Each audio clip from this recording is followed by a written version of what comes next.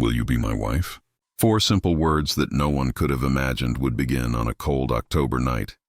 A single father, burdened with his own struggles, spotted a young paralyzed woman at an empty bus stop, her wheelchair resting on the frozen ground. She had nowhere to go, no one to turn to, and he knew he couldn't walk away.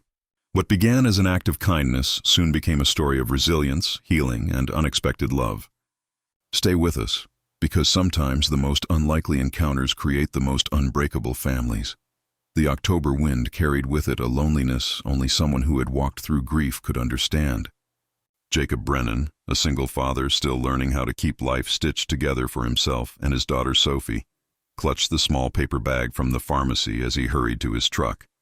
He had medicine in his hand, precious relief for Sophie's fever, but something across the street made him stop cold. There, pressed against the concrete beside a deserted bus stop, sat a young woman. She wasn't on the bench, not even sheltered by its thin metal roof. Her wheelchair rested awkwardly at her side and her body curled in on itself, shivering from the unforgiving chill. For a heartbeat, Jacob thought she was asleep, until she lifted her head. Her face was pale, her hair tangled, and her clothes far too thin for the night air. But it was her eyes that struck him, tired, wary, yet carrying a stubborn spark that whispered she had been surviving this way far longer than anyone should have to. "Miss, are you all right?" Jacob finally asked, his voice carrying across the empty street. She startled, blinking at him as if surprised anyone had noticed her. "I'm fine," she whispered, though her voice cracked. "Just waiting." Jacob checked his watch. Nearly midnight. The buses had stopped hours ago. His instincts told him to get in his truck, drive home, and tend to Sophie. That was the reasonable choice. But the longer he looked at this stranger, the more unreasonable it felt to leave her there. "How long have you been out here?" he asked, her eyes flicked down. "Since yesterday." The words hit him like a punch. 24 hours in the October cold, alone, paralyzed, and pretending it was normal. His grip on the pharmacy bag tightened until the paper crinkled. "I should go," Jacob muttered, half to himself. His daughter needed him. Yet his feet didn't move. Instead, he crossed the street, crouching so his gaze met hers. "What's your name?" A pause, then softly, "Ella. Ella Winters." "Jacob Brennan," he replied. He ran a hand nervously through his hair, a habit he'd never outgrown. In the motion, his wallet slipped from his pocket, a photo fluttering free. Ella snatched it before he could. A smile, faint but genuine, tugged at her lips as she studied the image of Jacob and Sophie in matching sashes at a father-daughter dance. "You have a daughter?" "Sophie," he said, his voice softening with the warmth that always surfaced when he spoke of her. 7 years old. Smarter than me most days. It's just us now. Her mom passed a few years back." Ella's eyes softened. "She's beautiful." "She has your smile." Jacob cleared his throat, suddenly exposed in a way he hadn't expected. Before doubt could creep in, before reason could drag him away, he spoke again, firm, certain, instinctive. "Come with me." Her brow furrowed. "What?" "Come with me," Jacob repeated. "It's dropping below freezing tonight." "I can't leave you out here." Her shoulders stiffened. "I don't need charity." "I'm not offering charity," he countered. "I'm offering a safe place for the night. My daughter's sick. I need to get home with her medicine. But I can't do that knowing you're spending another night on concrete. I just can't." "You don't even know me," Ella whispered. "I could be dangerous." Jacob held her gaze steadily. "Dangerous people don't warn you they might be dangerous." The silence that followed felt heavy, like the whole night had paused, waiting for her answer. Finally, she asked the question that had been burning in her heart. "Why? Why do you care?" Jacob thought of a night years ago, his wife freshly buried, his baby girl crying in his arms, his soul breaking apart in a pharmacy parking lot not unlike this one. A stranger had sat with him that night, speaking 5 simple words. "You don't have to hurry." Words that carried him through the darkness. He never learned that man's name, but he had never forgotten his kindness. He extended his hand. "Because someone once stopped for me. Tonight I want to be that person for you. Just tonight. Tomorrow you can go your own way if you want. But tonight, please, come with me." Ella hesitated. The October wind rattled the bus stop sign. Somewhere in the distance a siren wailed. She looked at his outstretched hand, at the sincerity in his eyes. And finally, with a trembling breath, she placed her hand in his. Jacob folded her wheelchair, hefted its unexpected weight into the truck bed, and secured it with the bungee cords he always kept. Ella climbed into the passenger seat on her own, her movements practiced though slow. When Jacob slid behind the wheel, he glanced at her. She sat stiff, her hands clasped tight in her lap, trust and fear warring across her face. "It's not far," Jacob said gently. 15 minutes. She nodded once, silently. The heater hummed, filling the cab with warmth. For a moment, Jacob just listened. To the hum, to her faint breathing, to the strange weight of this new presence in his life. Somewhere behind him, bundled in blankets at home, his daughter waited. And now beside him sat a woman whose life had intersected his in the unlikeliest of ways. Sometimes, Jacob thought, destiny doesn't knock on your door. Sometimes it waits on a bus stop in the cold, daring you to stop and see it. The truck rumbled through the quiet streets, headlights carving through the fog of the October night. For several minutes, neither of them spoke. Jacob kept his focus on the road, but his thoughts spun like loose wheels on gravel. He had just invited a stranger into his home, a stranger in a wheelchair, a stranger with shadows in her eyes. And yet, as impossible as it seemed, it felt like the only thing he could have done. Ella finally broke the silence. "Tell me about Sophie. What's wrong with her?" Jacob exhaled, the tension loosening slightly. "Fever. Started yesterday, but it spiked tonight. I ran out for medicine." His lips twitched into a faint smile. "She's tough, though. Tougher than me. She tried to convince me she could still go to school tomorrow because her volcano project is due." That earned the faintest laugh from Ella. Volcano projects. "I remember those. Baking soda, vinegar, the works. My grandmother helped me build one once. We added food coloring. The kitchen looked like a crime scene." The sound of her laugh surprised them both. Jacob tucked it away, storing it like something precious. "So, raised by your grandmother?" he asked gently. "Yeah," Ella murmured, her gaze fixed on the glowing streetlights flashing past. "My parents weren't around much. She was everything to me." Jacob nodded, recognizing the ache of loss in her tone, but not pressing further. They pulled into his neighborhood, the kind of modest cul-de-sac where porch lights glowed and mailboxes leaned.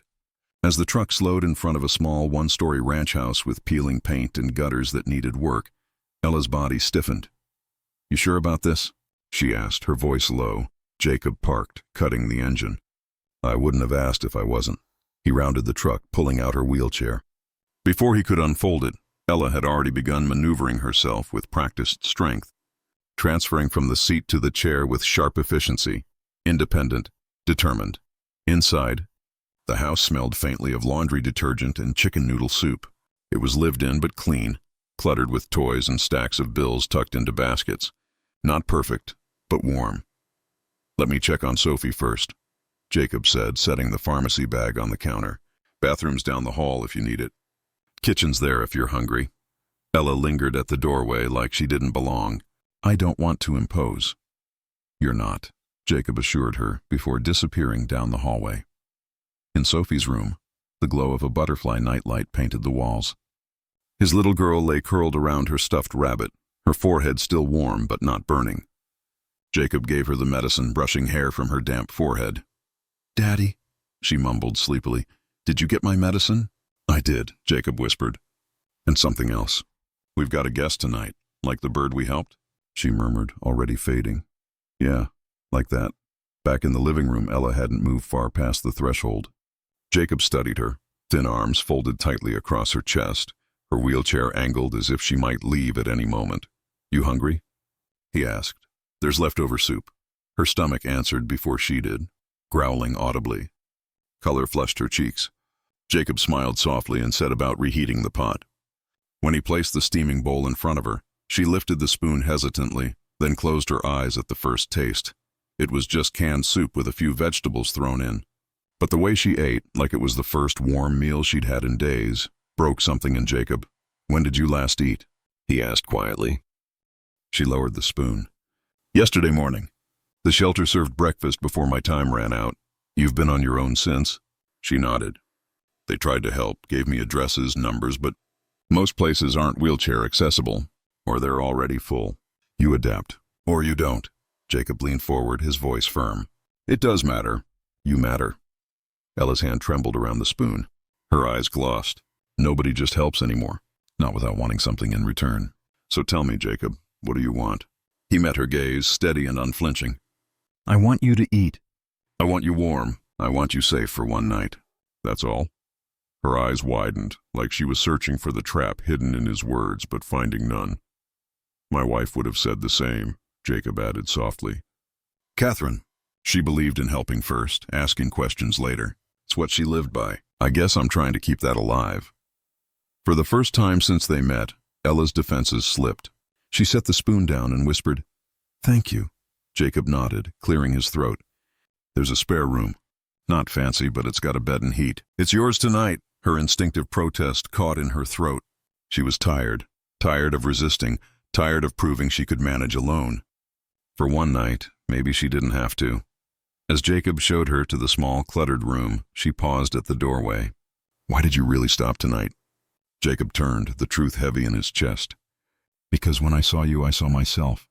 After Catherine died, I used to feel invisible. I used to wonder how I'd make it to morning. But someone stopped for me. Tonight, I couldn't drive past without being that someone for you." The silence between them shifted. No longer tense but fragile, honest. "Good night." "Ella," Jacob said softly. "Good night," she whispered back, and for the first time in a long time, she slept without fear of freezing before morning. Morning found the house quiet. Jacob woke to the clink of hair ties. In the kitchen, Sophie sat with sleepy eyes while Ella, careful, braided a neat fishtail. "Dad," Sophie said, "Miss Ella knows science hair. Is that a thing?" Jacob asked. "It is now," Ella said, tying a purple band. "Every good scientist needs a stable structure." Sophie preened, then coughed, the sound that reminded them why last night had started. Her forehead was cooler. "No school today," Jacob said. "But my volcano, it will erupt when you're ready," Ella said gently. Real experiments respect the body. They spent the day learning each other's quiets. Ella learned the trick to the sticky cabinet and navigated the narrow hall with practiced turns. She checked the sparking outlet Jacob kept meaning to fix. 20 minutes later, a loose wire was secure and the danger gone. "You didn't have to," Jacob said. "I wanted to. Safety first. And it felt good to make something work." In the afternoon, they upgraded Sophie's volcano. Cardboard baffles, paint touch-ups, a secret blinking lava light. When Sophie napped, Jacob washed dishes while Ella dried, their movements easy. "Temporary," Ella murmured. "What is?" "This," she said, motioning to the tidy counter and the hum of a sleeping child. "Sometimes I call it a promise. Sometimes it sounds like a threat. You don't owe us permanence to be welcome," Jacob said. "And you don't owe me rescue to be good," she replied. Days stacked quietly. Jacob returned to work. Mrs. Kowalski delivered casseroles. Ella mapped the home's pinch points and sketched ramp ideas in a notebook by the door. "You think in circuits," Jacob said. "Every home is a system." Ella grinned. "People too." Rejections arrived in her email with polite subject lines. "We're not set up for remote applicants." "Our facility has stairs." She read them aloud so the sting wouldn't fester. Jacob listened. No speeches, no fixes, simply presence. Sophie recovered and returned to school with a braid and a note. She asked if Ella could come to the volcano showcase. The hallway tilted, a door stuck, but the teacher held it and Ella rolled through to applause louder than the pretend eruption. "You made my science better," Sophie whispered. "You made your science braver," Ella said. A week stretched into 3. With the neighbors' help, they built a crooked paint-chipped ramp that worked. Ella moved more freely. Jacob breathed easier. Then the phone rang. Ella answered, listened, went still. "A witness from the construction site came forward," she said. "There's video. The firm will reopen the case. Hope is heavy when you haven't carried it." "Is that good?" Jacob asked.